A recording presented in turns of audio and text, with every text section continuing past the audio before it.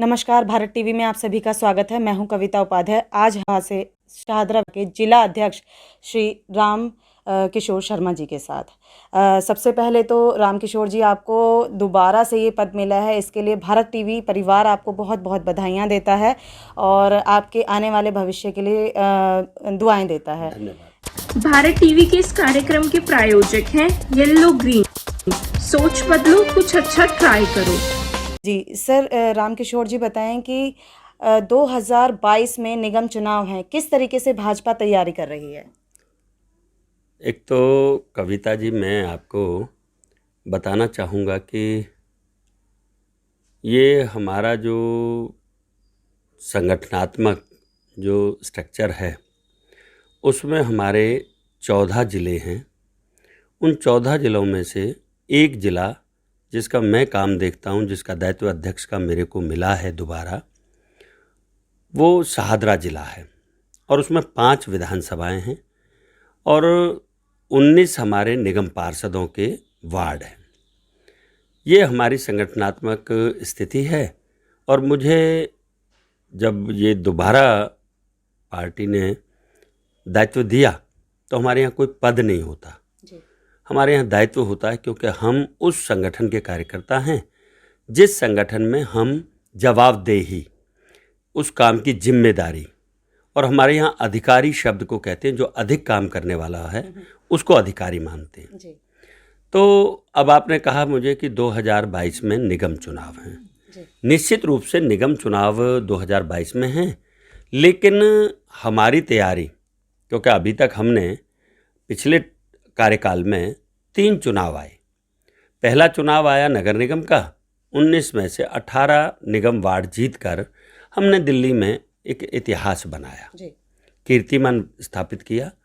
उसके बाद चुनाव आए लोकसभा के, 2,15,000 की लीड हमारे गौतम गंभीर जी को हमारे ज़िले से प्राप्त हुई। 5 विधानसभा हम जीते, लेकिन अनफॉर्चुनेटली विधानसभा चुनाव में हम उम्मीद कर रहे थे कि अपनी 5 की 5 विधानसभा जीतेंगे, लेकिन 5 में से 3 विधानसभा हम जीत कर दिल्ली में नंबर 1 रहे अपनी पार्टी में, क्योंकि 8 ही हमारे विधायक आए, उसमें से 3 विधायक हमारे ज़िले से हैं और 2 विधायक हमारे बहुत कम मार्जिन से हारे, 3,500 4,000 से। एक हमारे संजय गोयल और डॉक्टर अनिल गोयल, नहीं तो हम 5 की 5 सीटें जीत कर एक नया कीर्तिमान बनाते। परंतु हमको इसमें खुशी है कि शाहदरा ज़िले ने 15,000 वोट से आम आदमी पार्टी को हराया। हमको इस चुनाव में 15,000 वोट आम आदमी पार्टी से ज़्यादा मिले और उसको देखते हुए अब हम अपनी संगठनात्मक नींव को पक्का कर रहे हैं, क्योंकि जब कोई भी हम भवन बनाते हैं तो उसकी नींव पक्की होनी चाहिए। तो संगठन में अब परिवर्तन हुए हैं, अब हमारी नई समितियां गठित हो रही हैं। हर बूथ पर 12 कार्यकर्ता हम गठित कर रहे हैं और उसके बाद हमारी एक समिति में एक बूथ पर एक मंत्री और एक अध्यक्ष, ये हमारा सबसे नीचे की इकाई है।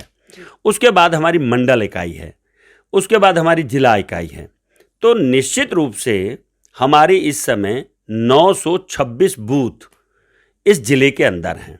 हर बूथ पर हमारे वो कार्यकर्ता जिन्होंने 2022 के निगम चुनाव को जीतने का संकल्प लेकर काम करना है, ऐसे कार्यकर्ताओं का चयन हम कर रहे हैं और उनको ये दायित्व हम दे रहे हैं कि अपने अपने बूथ पर वो 10 कार्यकर्ता अभी से नगर निगम चुनाव को जीतने के लिए संकल्पबद्ध हो जाएं। यह हमारी प्रक्रिया अभी चल रही है। जी राम कुमार शर्मा जी, आने वाली जो रणनीतियां आपने तय की हैं, अभी आप संगठन की बात कर रहे हैं और काम भी कर रहे हैं उस पर, ऐसे में रणनीतियों की बात करें तो किन खास रणनीतियों पर काम होगा? देखिए, मुझे जिम्मेदारी मिली है संगठन की, तो मैं संगठन की बात ही ज़्यादा करूँगा। अभी निगम हमारे निर्मल जैन जी महापौर के रूप में चला रहे हैं, सत्ताधारी पार्टी है हमारी, तो इसकी चिंता वो करें कि नगर निगम में क्या हो और कैसे हो, लेकिन संगठन की जिम्मेदारी मुझे दी है मेरी पार्टी ने, मेरे संगठन ने। तो मेरा सबसे पहला प्राथमिकता मेरी ये बनती है कि मेरा संगठन स्वस्थ हो, मेरा संगठन इतना प्रभावशाली हो कि हम जब किसी युद्ध में जाते हैं और सेना ही अगर उसकी स्वस्थ ना हो, वो सेना क्या युद्ध करेगी।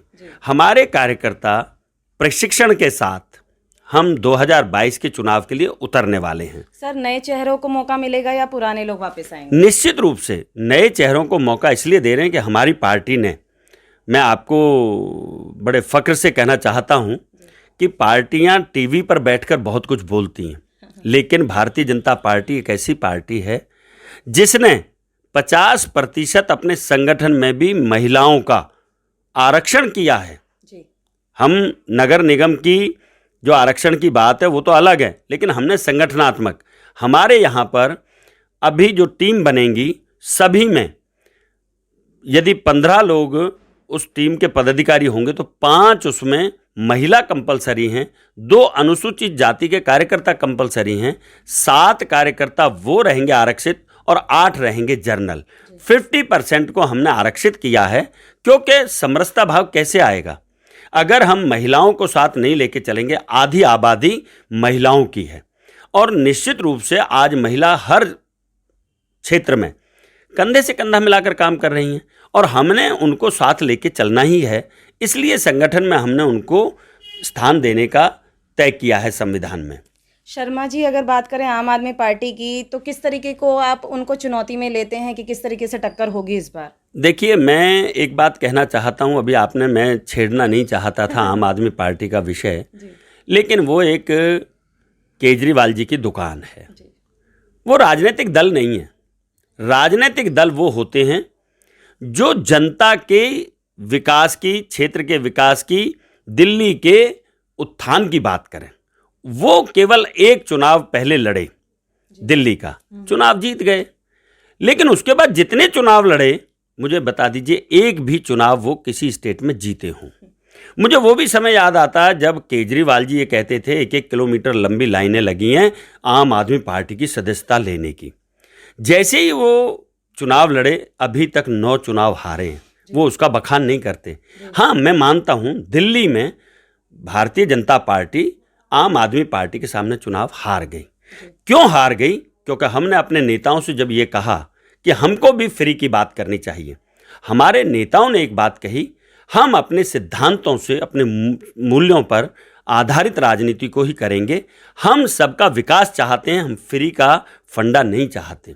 ये फ्री का फंडा कुछ दिन तो अच्छा लगता है, लेकिन कुछ दिन बाद, आज हॉस्पिटल्स की बात करें, आज कॉलेजों की बात करें, आज स्कूलों की बात करें, वो ठीक है कि वो टीवी पर इतना पैसा जरूर खर्च करते हैं। माफ़ करना, मुझे नहीं पता कि आपको भी कुछ दिया कि नहीं दिया उन्होंने, और आपको भी कोई विज्ञापन दिया कि नहीं दिया, लेकिन विज्ञापन के लिए आप चली जाएंगी और जिसका भी वो कैमरा देखते हैं तो फट से कहते हैं बुला लो, और उनसे बात करते हैं कि आप कितना, आपके लोग हैं, कितने फॉलोवर्स हैं, और उनको तुरंत विज्ञापन के नाम पर पैसा देते हैं।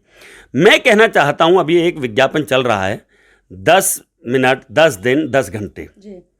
क्या मैं समझ नहीं पा रहा हूँ कि वो जो पानी बदलने के लिए वो ये बताएं कि कोई भी डेंगू के मामले में उनके पास कोई टीम है, कोई मलेरिया की टीम है, कोई कोरोना की टीम है? अरे सब चीज़ें तो केंद्र ने कोरोना को कंट्रोल किया, डेंगू को नगर निगम कंट्रोल कर रहा है, तीनों में नगर निगम में बीजेपी है, वो काम कर रही है, लेकिन हाँ, विज्ञापन देने में केजरीवाल जी का मुकाबला कहीं नहीं है।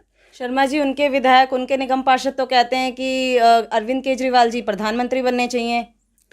बिल्कुल ठीक है, सपने देखना किसी ने कोई मना नहीं किया। सपने तो मुंगेरी लाल ने भी बहुत देखे हैं और वो सपने देखें, पर ये तो सोच लें कि 9-10 चुनावों में से एक चुनाव वो जीते थे दिल्ली का, और दूसरा आप दिल्ली का चुनाव जीतकर, वो दिल्ली में भी इसलिए कि उनको मालूम है कि यहाँ पर फ्री के लिए जरा जनता ज़्यादा उतावली रहती है।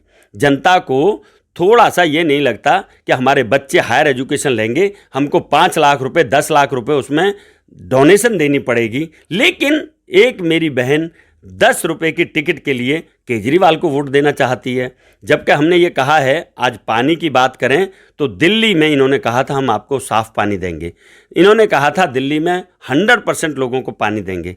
मैं आज आपको कहना चाहता हूँ कविता जी, इन्होंने ईमानदारी से केवल कुर्सी बचाने के लिए, आप याद कीजिए कि सिसोदिया जी ने कहा था कि 5.5 लाख लोग दिल्ली में कोरोना पॉजिटिव हो जाएंगे, और वहीं पर जो हमारे दिल्ली में बैठकर जो हमारे गृह मंत्री हैं, उन्होंने कहा था मैं चैलेंज करता हूं ये आंकड़ा 2 लाख भी नहीं जाएगा, और वो सत्य हुआ, क्योंकि इनके पास ना तो मैन पावर है, आप फ्री में दिए जा रहे हैं। 1800 करोड़ का डीटीसी को घाटा है, क्या इसका अध्ययन कोई करता है? लेकिन 10 रुपए की टिकट मिली तो केजरीवाल अच्छे हैं।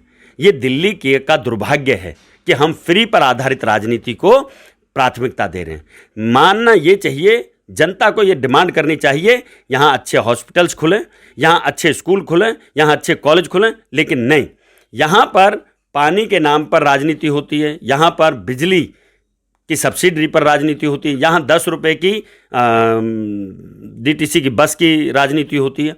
और मुझे ये पता है वो तीसरे चुनाव में भी, अभी देखना जब कोई अब नगर निगम का चुनाव आएगा तो अभी वो उसकी भी तैयारी कर रहे हैं, अभी लुभावन वायदे कर रहे हैं, हम आपको स्टूडेंट्स को मेट्रो फ्री करेंगे, अभी इस पर भी आएंगे वो। और अभी उन्होंने कहा है वो अपनी तैयारी कर रहे हैं कि दिल्ली में हम आए तो हाउस टैक्स फ्री कर देंगे। ये सारी चीज़ उन्होंने, फ्री का जो फंडा है वो सारा का सारा उन्होंने स्टडी किया हुआ है, उन्होंने विकास का फंडा कोई स्टडी नहीं किया। और मैं कहना चाहता हूं कि अगर ईमानदारी से उनके कार्यकर्ता उनको प्रधानमंत्री बनाना चाहते हैं तो 5 साल मोदी जी के नीचे उनको जरा काम करने के लिए कि सीख लें उनसे कि देशभक्ति, राष्ट्रभक्ति और देश का विकास कैसे होता है, तब वो सपने लेंगे तो मुझे बहुत अच्छा लगेगा। जी, ये हैं हमारे साथ शाहदरा जिला अध्यक्ष रामकिशोर शर्मा जी, जिन्होंने बेबाक तरीके से कहा कि दिल्ली को हम सुरक्षित करेंगे और भाजपा ही इस बार आने वाली है।